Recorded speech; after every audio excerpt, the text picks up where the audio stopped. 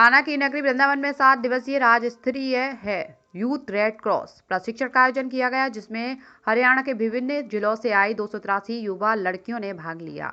कार्यक्रम के अंतिम दिन बड़े हर्षोल्लास के साथ आश्रम में कार्यक्रम आयोजित किया गया, जिसमें छात्राओं द्वारा यहां सांस्कृतिक कार्यक्रम आयोजित किए गए। तो वहीं 7 दिन उत्कृष्ट कार्य करने वाली छात्राओं को रेड क्रॉस सोसाइटी द्वारा सम्मानित किया गया। आपको बता दें कि इस शिविर के माध्यम से विभिन्न विश्वविद्यालय एवं महाविद्यालय से आई 283 छात्राओं को बताया गया कि वे किस प्रकार से कोई भी इमरजेंसी आने पर प्रथम उपचार दे सकती हैं, जिससे कि किसी भी व्यक्ति की जान बचाई जा सके। क्योंकि आपने देखा कि पिछले दिनों कोविड की वजह से लोगों के अपनी जान से हाथ धोना पड़ा था। उसी दौरान भी रेड क्रॉस सोसाइटी के वॉलंटियर अपनी महत्वपूर्ण भूमिका निभाई थी। रेड क्रॉस सोसाइटी का उद्देश्य है कि देश के प्रत्येक नागरिक को जागरूक किया जाए, जैसे कि आवश्यकता पड़ने पर लोग अपने कर्तव्य का पालन कर सकें। आपदा से निपटने के लिए की घटनाओं से निपटने के लिए किस तरह से क्या पूरी ट्रेनिंग दी? देखिए, YRC का मतलब है यूथ रेड क्रॉस।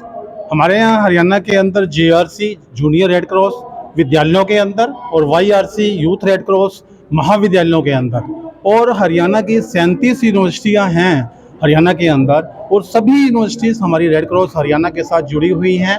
और समय समय के अंदर हम ऐसे कार्यक्रम करते रहते हैं ताकि जो हमारा देश का युवा है उसको समाज सेवा को और अग्रसर किया जाए। और वो कोई भी देश के अंदर डिजास्टर आता है, कोई भी आपदा आती है, जैसे कोरोना काल के अंदर, ये बड़ा एक पूरे विश्व को दिखाया कि हरियाणा ने कैसे काम किया, और देश के अंदर पूरे देश को भी दिखाया कि कैसे उन्होंने काम सेवा के काम किए। हमने अनेकों कार्यक्रम की नई नई रूपरेखाएं कोरोना काल के अंदर, तभी कोरोना काल पर विजय हमने प्राप्त की।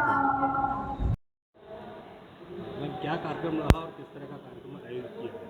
यहाँ पर रेड क्रॉस की तरफ से 7 दिन का एक शिविर लगाया गया था, जिसमें हम बच्चों को वॉलंटियर्स बनने की, फर्स्ट एड की, नर्सिंग की जो जानकारी देते हैं कि हम डॉक्टर तक ना पहुँचने से पहले उसका कैसे उपचार कर सकते हैं और अपने वो दैनिक जीवन में उसको कैसे यूज़ कर सकते हैं। जैसे कि आपने अभी देखा कि कोरोना महामारी गुजरी थी, जिसमें हम बहुत सारे जो वॉलंटियर्स तैयार थे वो हमारे काम आए, इसलिए हम कॉलेज की लड़कियों को उसके लिए प्रिपेयर करते हैं। ये सब नर्सिंग के छात्र छात्राएं हैं कैसे?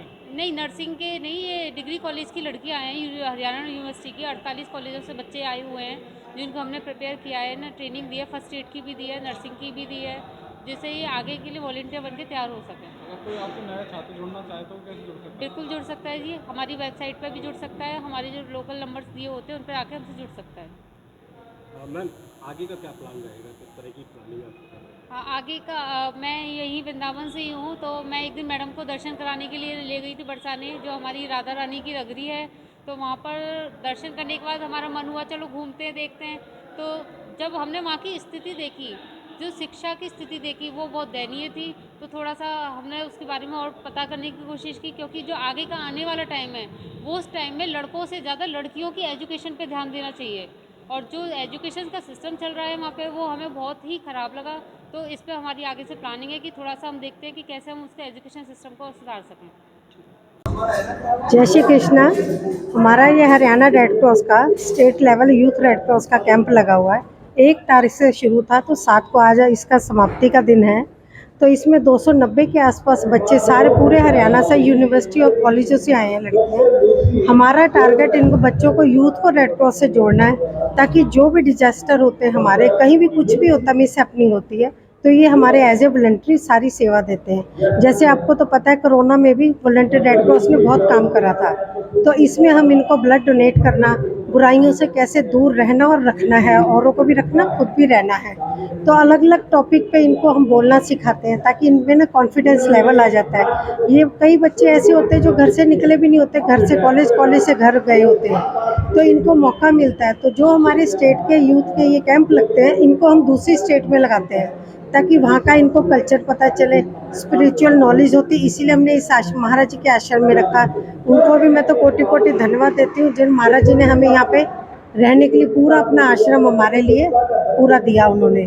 तो इसी तरह से रेड क्रॉस की एक्टिविटी चलती है, ताकि आगे जाके और लोगों को भी जोड़े। तो मैं तो सभी से कहूँगी रेड क्रॉस से जुड़ें, लोगों की, समाज के, मानवता के लिए काम करें, उनकी सेवा करें। यही रेड क्रॉस का नारा है, मानवता के लिए सेवा करना ही हमारा धर्म है। क्या आयोजन किया गया है और किस तरह का रिस्पॉन्स यहाँ देखने को मिला? यहाँ पे यूथ रेड क्रॉस का हमारा कैंप लगा हुआ है हरियाणा स्टेट का।